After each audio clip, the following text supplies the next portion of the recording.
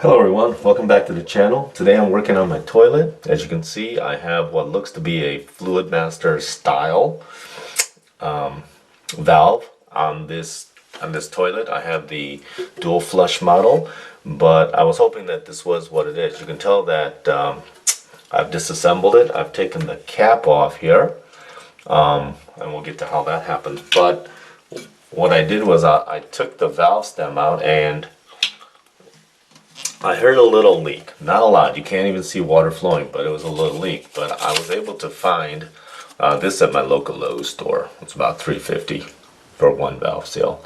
But if you take a look at it, as you can tell when I removed it, the rubber was falling apart pretty badly. So if you compare the two, the new one, which is whole, and then the one that's worn, this is the back side. You see what's missing? That little nub has totally disintegrated away, and this is actually sitting in there like this with the nub up.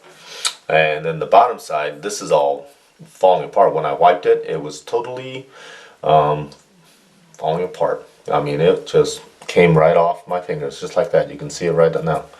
So we'll put that aside. We'll take the valve. I cleaned it out in here with a toothbrush. This nipple end goes inside here. And if it's correct, it should all fit, I hope. And we're going to get it in there. Here, let me do it off camera. Okay, I used a little bit of Vaseline to get it to seat. And if you're wondering how this comes off, there are great instructions on the back of this packet. Okay, so basically, most of them have a little plastic rod that you can remove. Well, I don't have that, so I had to finagle it. So here I'm gonna reconnect it,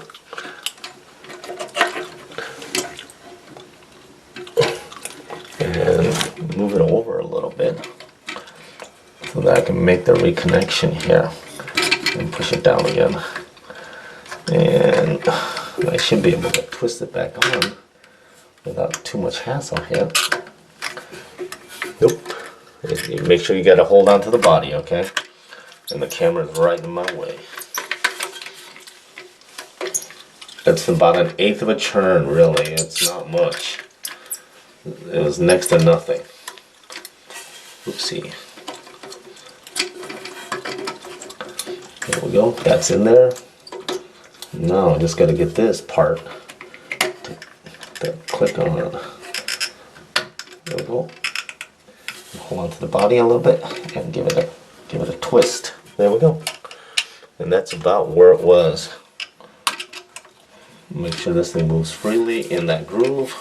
Okay guys, and then you put this cord, 1/8 of a turn back on, and it should be good to go. This, on the other hand, is still leaking. So I will probably end up replacing the entire assembly. So your choice. I mean, you can probably get a new assembly for about $15, or you can try the valve seal. My valve seal didn't work. It's still leaking a little bit. So, yep.